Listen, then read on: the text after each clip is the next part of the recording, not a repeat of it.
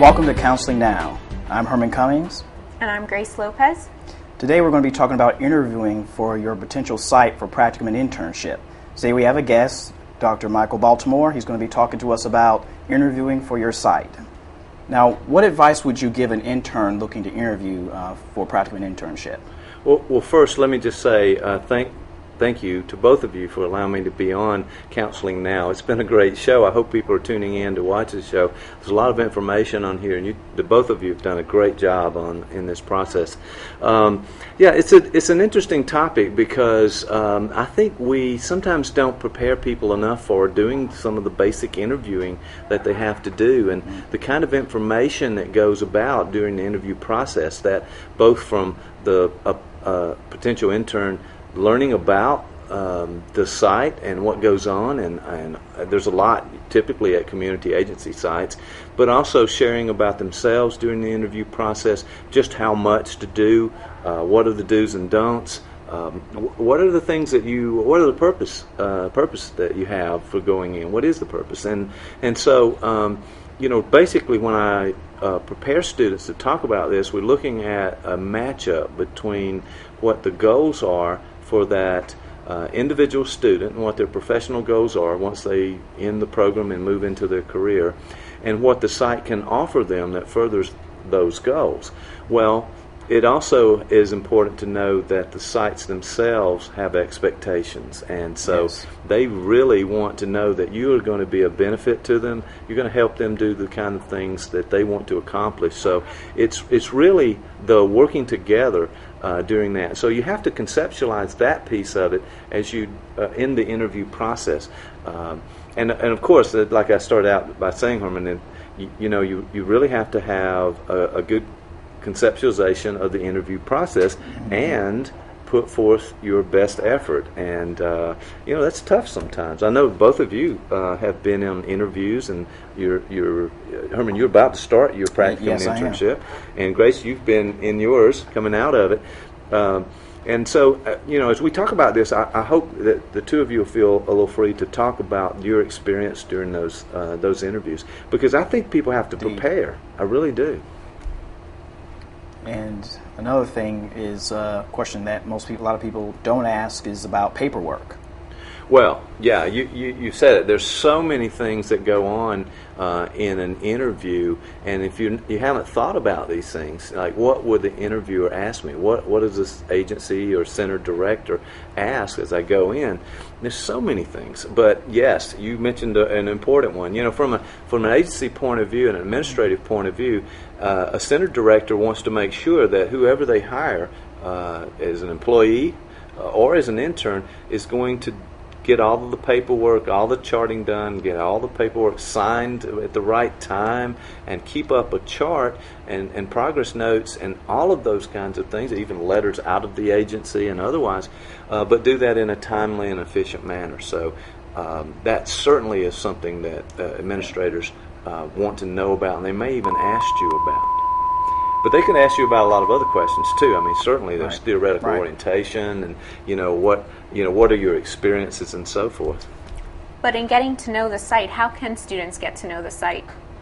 Well, that's a good question, first of all, there's a basic assumption that you should get to know the site that you're interviewing about. So, one of the things I recommend is that students in our program talk to other students who've been at the site or know about the site, but other people as well in the community and here on campus and beyond, so that they know how the center operates. When we think of counseling, sometimes we get narrow in our focus, and we think, well, I'm just going to that site and I'll just do counseling. I'll start the caseload and I'll see clients and that's it. But no, there's much more to it. There are a lot of responsibilities and job duties that you will be assigned, and for example, a center director in an agency may have multiple programs serving a multiple clientele that allows for you as an intern to gather a lot of good experiences throughout the process. They may want you to run groups, for example, and that's a part of practicum. A third of your practicum experience, direct contact, 10 hours actually is the fourth. The 10 hours of the 40 hours has to be in group. That's a key requirement. but then they may ask you to do other things like psychoeducational presentations. Exactly. They may you may represent the center or the agency at other functions. There's so many things going on in that way. I think our students really have to be aware that it's not just about counseling, but it's about, fulfilling all of the role and responsibilities of the professional counselor at that agency. Mm-hmm. And I think the university is taking steps towards informing students by videos that they can watch on the website eventually. Yeah, we're very grateful to Dr. Long in the community seminar class, who is, as a project, put in place the recording and sending students out to interview directors at these various centers and agencies around the community and I've seen some of those, and they're very good. And we're going to put them on the website and make them on-demand video for people to really get a sense of what an agency is like, and hear from the people who run the agencies, which is pretty amazing, actually. They're actually, they're going to tell you about what their expectations are and what they want, what they do. Our students are interviewing them, so our students have gone in and kind of thought about some of the questions. and then got that answer, and so now we have it on videotape. So I'm glad you mentioned that, Grace, because that's going to be very, very helpful to all the students coming up for their practicum and internship interviews. It also helps them find how to get to the internship site, because some of the community agencies can be hard to find. It's very true. It really is. And so, there's things like that, the logistics of it. Getting on time. Just being there on time and so forth. But, there are sort of things that we don't think about in an interview process. Before we started the show, I was talking a little bit here about some of the experiences I've had, and I make sure that I get to know the secretaries and the other staff at an agency, at least briefly, and start to build relationships and use those counseling skills. And I think that would be advice I would certainly give to our students to. As you go out and interview for the sites and practicum sites. But let me just interject here. You have to meet with a practicum internship coordinator before you go on those interviews. But once you've done that and you go out, I think it's important to get to know people and how the agency works and see if there's a good fit for you.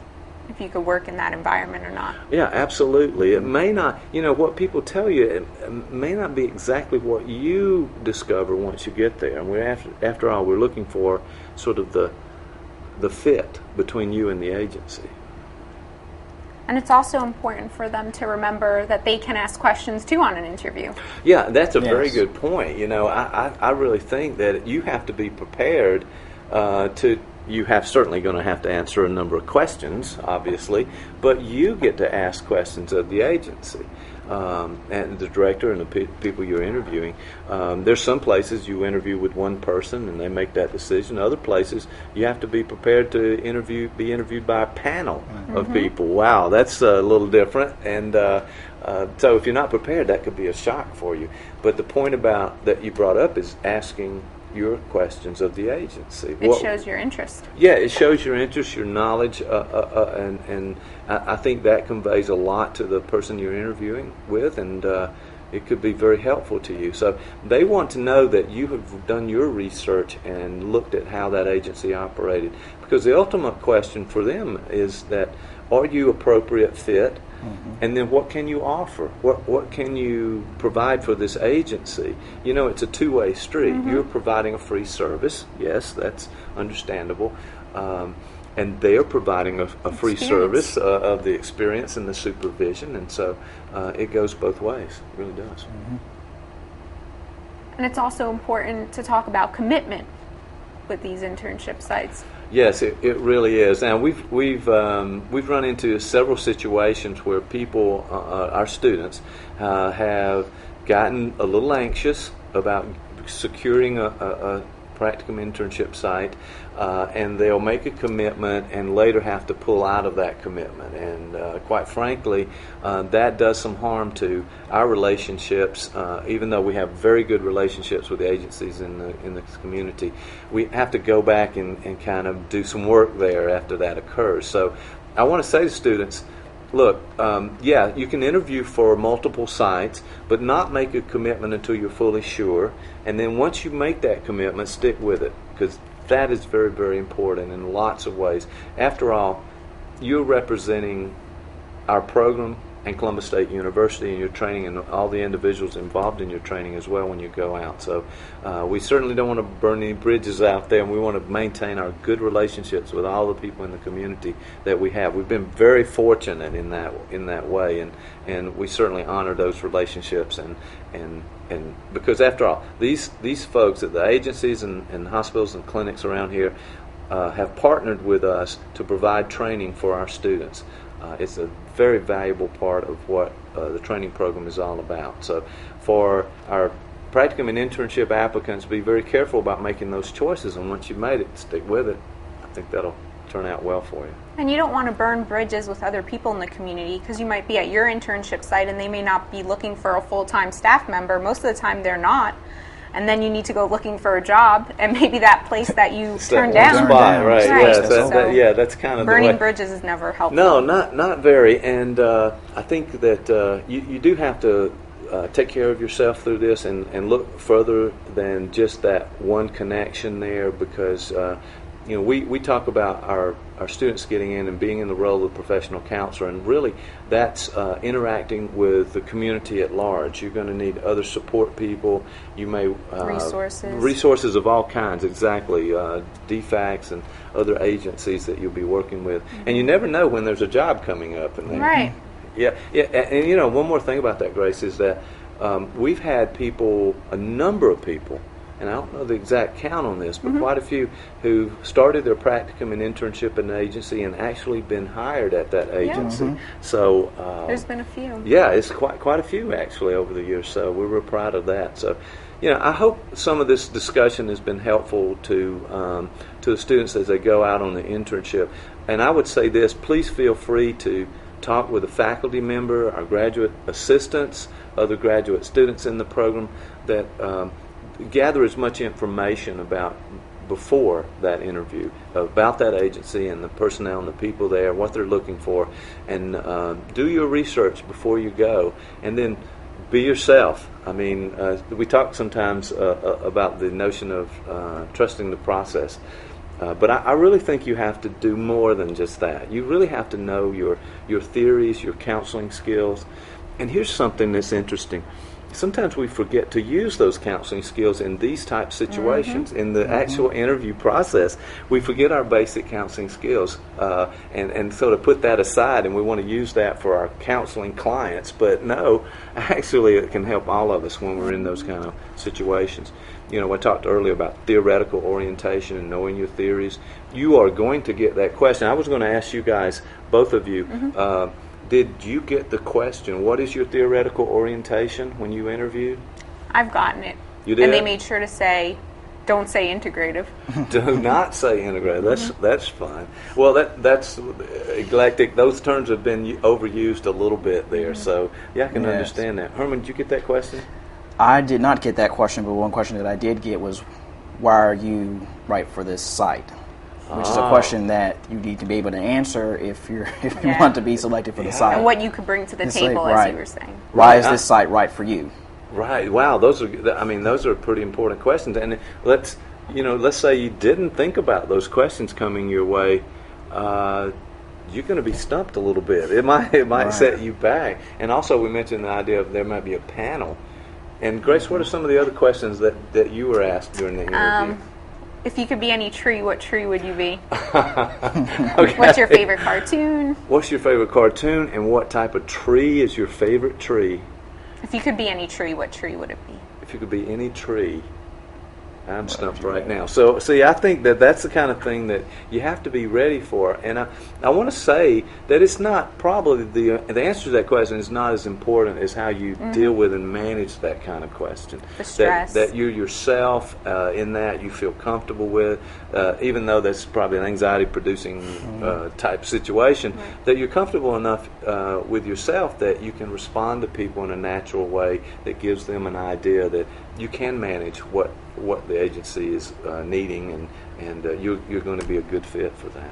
Confidence is key. Yeah, confidence really is, and I think not overconfidence. No. I'm going to say that, but the notion that you're comfortable, confident, and that you've had some practice, you've done your research before you go. It is very important. Knowledge is doing your research.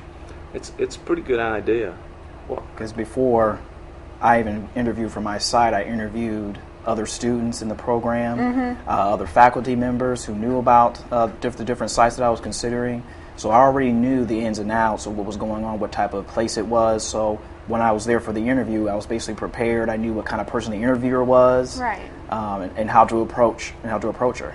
You didn't walk in blind. No. I think that's a good idea. And I remember some of the learning theories we used to talk about and teach in classes, and it said, and Grace, this gets back to something that you said about knowing where the agency is located, and that may be that you want to go ahead and find that agency a day before, drive by, drive and find out, so you're how you're much not, time it takes. Yes, because the last thing you want to do is to be late for your interview and not know where it's at, and then have to go through this. I'm sorry, I apologize, I didn't know, and then be worried the whole time that they're just going to say no because you were late. Right, because that may be for them. It might be an indicator that that's how you'll be at work. A pattern of behavior in some ways. Yeah, sure. And dressing professionally. I'm glad you mentioned that, because sometimes, you with that fit with the agency we talked about, we certainly have to be aware of professional dress. And if you have any questions about that, a lot of times you can talk with other students about that, but faculty members, and we can talk about those kinds of issues as well, because there's an expectation that you have professional dress going into these agencies. The client expects it, the agency expects that. It's just the right thing to do. And if you have any questions about that, people sometimes dress too comfortably, or maybe even too provocatively in some ways, or other, the formal way that doesn't really fit. But I think the first thing you need to do is be very aware of that professional dress, and get that outfit that you need in order to present yourself in the best possible manner. Get it ready the night before and iron. Yeah. So you've already driven by the agent, so you know where it's at. So you get your clothes. Well, those are kind of simple things, and we could laugh about those a little bit, but I think they're a very important part of the process. Helping you with your comfort level and confidence in getting there and being prepared. Right, absolutely. Well, I wish all the students would. I know that most of our students do, and it's usually not an issue, but certainly take these kind of things seriously.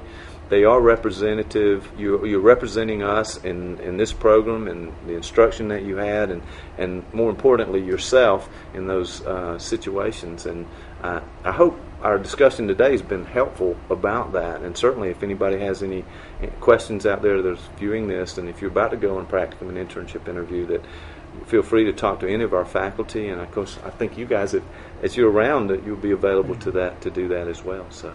Hey, thank you guys for inviting me. Thank you. Thank you. For Counseling Now. I really enjoyed this show. For Counseling Now, I'm Herman Cummings with Grace Lopez, signing off.